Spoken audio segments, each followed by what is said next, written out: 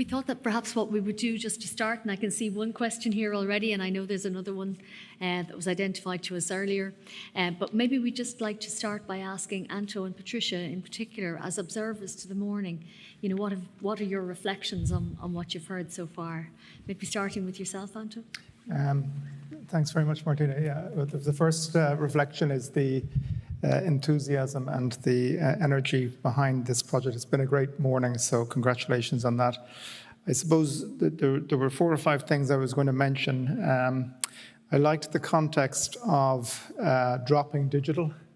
It kind of demonstrates that we have such a long way to go, and perhaps it's so much part of what we do. And I do think back in my own career, I studied before we had email and before we had Medline and all of these things, and things have changed so much over that time, and sometimes we under-reflect on that.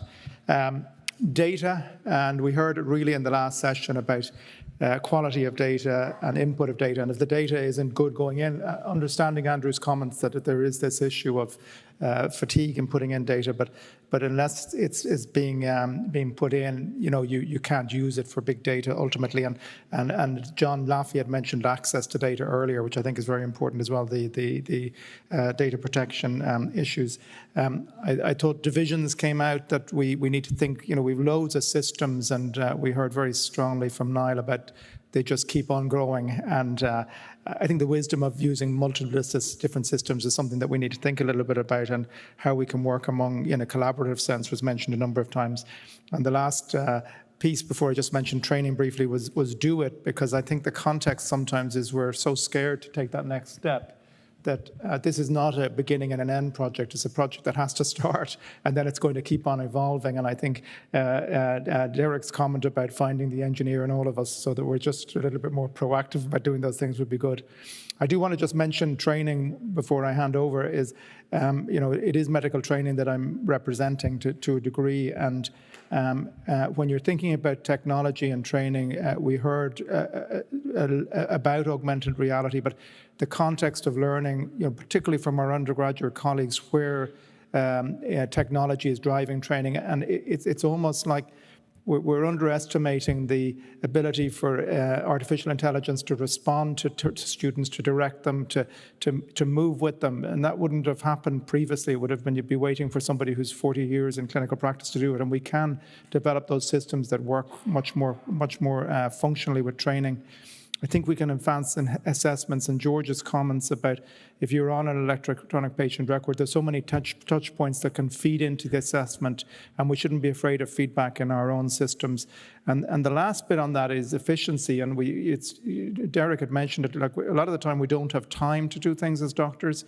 And technology should make our lives more efficient, not less efficient. And Andrew has identified a problem with EHRs that came up in the States first, that it became so onerous to utilize them.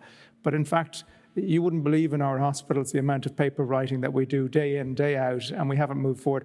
That should give us time to educate, and then allow us, harness it, and the hallucinations, understanding all of those things, because if we're going to move forward, we're going to do that. So it's really strong in training, but in this country, we need to collaborate, particularly with our undergraduates who are ahead of us as postgraduates. I have an interest in postgraduate training. How do we utilize those resources? So lots to think about, and I think it's been a great conference, so thanks for that.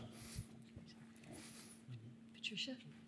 Yeah, so it was really wonderful to hear about embedding research and collaboration. I think Derek said it, most of the speakers actually this morning said it beautifully around collaboration, because that's really key. I mean, collaboration with industry, our last speaker spoke about collaboration with academia, but also collaboration with the patients. At the end of the day, it's all about their outcomes and improving the outcome. Actually, Patricia, since you mentioned that, I mean, Derek put up a very important challenge this morning, and he asked really for a citizen-driven framework, a data-driven relationship, and to wipe out the power imbalance. Like, do you think we are even close to realising what we need to do that? We're not, but I mean, I think, we're getting there. And I think, coming from the academic perspective, and I've been involved in implementing clinical decision support systems now. I'm working with most of the hospitals across Ireland and also hospitals across the US as well, and trying to embed, and how do you actually put in clinical decision support systems, and it's so important to have the different groups involved, to have the right data, but also our last speaker talked about implementation and actually managing these systems after they get embedded, and do they still work well, and do they give the right results all the time. And the way I look at it is that they'll learn, and we should be able to embrace that and have systems in place to do that. But yeah, we're probably a little bit off actually that nirvana, as Neil said earlier this morning. But we've got to get there. Can I ask then on that, just another theme around that collaboration piece? Neil, one of the things you talked about was, one of the things I got from it was that it's not just an IT issue. It's clinical engineering, it's pharmacy, it's nursing, it's everybody. What are the lessons you've learned so far in your journey around kind of making sure that if you like, internal collaboration happens? What can we do better in the academic health system to make sure those collaborations are supported and thrive? I think it starts almost from now.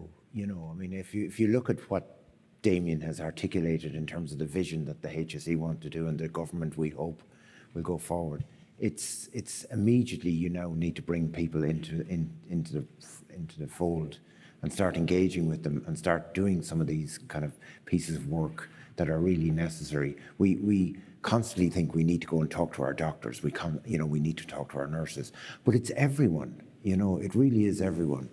Because there's no part of something like an electronic health record that doesn't affect someone. It's the portering staff, it's the catering staff, because we're probably going to interact or interconnect or interface our EHR with our catering system, and therefore it's dietetics, and it's the whole gambit. So I think the sooner we engage people and just start and just explain what this is about, and try and I suppose educate them, allay their fears, expose them to it.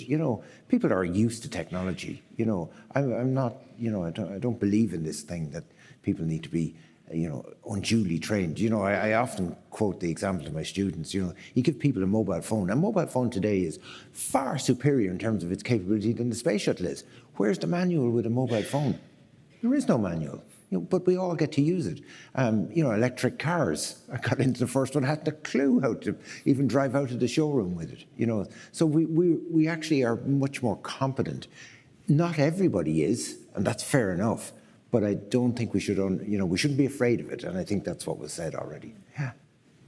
Maybe start with our audience. Maybe say who you are. Yes, I'm Niamh Nolan, Professor of Biomedical Engineering here in UCD. Thank you all for the very, very interesting talks. It has come up a few times now about the GP and all of that data. Like, GPs know when we're born, they know when we die, they have our blood tests, they know when we're referred to the various specialties. And so if we think about then the quantity of data, the coverage of data, if that data was integrated, and then we have all these AI methods now, obviously, think about the massive benefit that could provide to patient care, where we would identify as early as when a baby's born what diseases that baby is predisposed to, how can they be kept out of the hospital effectively across the life course. So, but we're in a situation now where we have different systems, and there isn't government support for an integrated systems across the GPs. So is there anywhere, so as I suppose to phrase it as a question, is there anywhere in the world who is actually combining, actually using that data? And obviously we only have some years of data, but certainly there's a wealth there. So is that happening? So yeah, it certainly is, and in a lot of other countries, general practice would form the skeleton, I suppose, of EHRs, as you say, from cradle to grave. And certainly we do have that opportunity. General practice delivers the antenatal care, never mind just even before the baby is born, and indeed all the way to palliative at the other end. So there is huge potential there, yes. Lots of other countries do it, and I don't see why we shouldn't. But I suppose there is those kind of governance issues. But really, I suppose I would go back to my point on data access as opposed to data sharing. Let's not send around copies of when patients are born or patients die. Let's all start pulling from a central repository, because if I'm looking at it and the patient is looking at it and the doctor in the hospital is looking at it, well, then we're all on the same page, because anything else is administrative burden. Now, we might get Cassia to go to Sean. Janine, put your hand up. I know you have a question. So, and Sean Janine from Galway. While we're getting it to Sean, a question for Susa and Andrew. How do we balance in the academic health sciences system that tension between getting the clinical job done and innovation? How do we achieve that balance? Sure. So I think we're underestimating our healthcare teams. You know, our healthcare teams are highly motivated, they're superbly trained, and they do want to do better every single day. And I think the work that is done here across Ireland is a prime example of this. So I don't think there is we're going to do business as usual every single day, and we need to enter some data. If you ask anybody at the bedside, they know, they have an idea, or they have a dream of how can we do better for this family. So tap into this. We don't need to focus on the divide. I think we need to be bold. You know, we need to listen to the healthcare teams. We need to listen to people here at the universities, and we have to bring them together and recognize that all of us probably don't know things and that we can all learn together. So this boldness, if we can just get out of our comfort zone, get out of the divide, and embrace the diversity of who we are and what we can achieve together, I think we're going to be perfect. I'm definitely not going to add to that. No, I think that's right. I think the thing that I noticed, so it's very interesting, so clearly, and I don't quite know how it works here, but clearly in the UK, in the hospital, there are a population of people who are just employed by the hospital. And there are a group of people who are clinical academics like myself who will, almost all of the innovations we've seen, so I've only got 2 innovations over the last 5 years that come out of purely hospital staff. Now, I have an ideas platform where everybody puts in their ideas, and there are 2,500. So where is this? How have I not got that connect? And I think what it is particularly, at the end of the day, there are processes for everything. We cannot not have processes, but if they can be less bureaucratic, that would really help. And I think we need to set up ways of a little bit of hand-holding. As a clinical academic, I know how to write a grant. I know how to approach a grant-giving body, so on and so forth. As a palliative care consultant who's just done palliative care but has a brilliant idea, I don't have that. And so how do we support that? Because all those ideas are there, just get them out. And for me also, this, just as a personal story, from my perspective, the divide between research and clinical is almost irrelevant to me. So when I first set up my tiny little cardiac MR unit, I was one and me alone, and it's now one of the biggest for congenital heart disease in the world. But I did it as a joint clinical research. I didn't care who was what. And the data that we acquired served our clinical purposes and served our research purposes. They are one and the same. They're not different, by and large. There might be some exquisite tests that I need for a drug company to do a clinical trial. But by and large, 95% of the data is there. And if you've got these systems, real-world data will make this all... And my final bit, just on the diversity piece, is research trials. They are the narrowest of narrowest. I mean, what relevance is doing a research trial on 3 white men who are 65, when actually the patient population looks like this, but all of our drug trials are like that. Real-world data will enable us to begin to address some of the diversity issues that we know of different people responding to different things, and that's crucial. Yeah. Sorry. Can I perhaps add there, we have to think outside the box. So what has, in Canada, for example, made the care for children with short gut better? One nurse who said she had it. Because everybody turfed what the patients from one to the other, they're difficult to handle, blah, blah, blah. She developed a program that is now nationally endorsed that, this is optimal care for children with short gut. What made the care for people with a motor disability better in Canada? There is one father who's just said he had it, that we're coming into the hospital with aspiration pneumonias all the time. The kid needs to get out of the stroller into an upright position. So he got his engineer friends to think about an exoskeleton that gets these kids up. So in the hospital, we see these exoskeletons racing down the hallways and creating happiness. So you can change healthcare, you can change lives if you listen to everybody left, right. That comes very, very appropriately to some of the issues that I know you're experiencing with joining the academic and the clinical fields together in developing registries, Sean. Yeah, this is the risk of talking to Martina at the coffee break. You get put on the spot. So the question, I think we were talking about the challenges around, as a clinician, trying to, I really liked research is care and care is research, but we don't enable it. At least not in the non-IMP, non-device world. I understand that about 5% of the trials that are happening are in regulated, areas, and 95%. There's huge support for the regulated. That's, I think, what I was burning Martina's ear about. But actually, if I could, my question to the panel, and particularly to Mike O'Callaghan, I really enjoyed your presentation, is we learned so much during COVID about how to, manage our data better and make it useful. We now have the challenge of chronic disease and older persons. And I'm wondering how we learn from COVID to apply data, around registries, yes, but just interacting better with our GP colleagues like we did during the pandemic.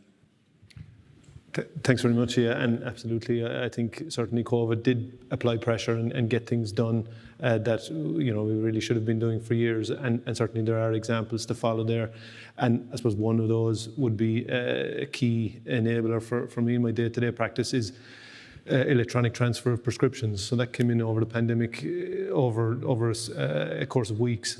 We've been waiting for it for years. So I think, yes, there was an appetite and an urgency, obviously, during the COVID times to push the envelope. And I suppose, as you say, I think we can definitely take examples there and apply to other areas. And your point on CDM is well placed. And it is an interesting one, and it is something that has changed massively the landscape of what general practice is and what I do on a day-to-day basis. The chronic disease management program, I heard the clinical programs be discussed earlier.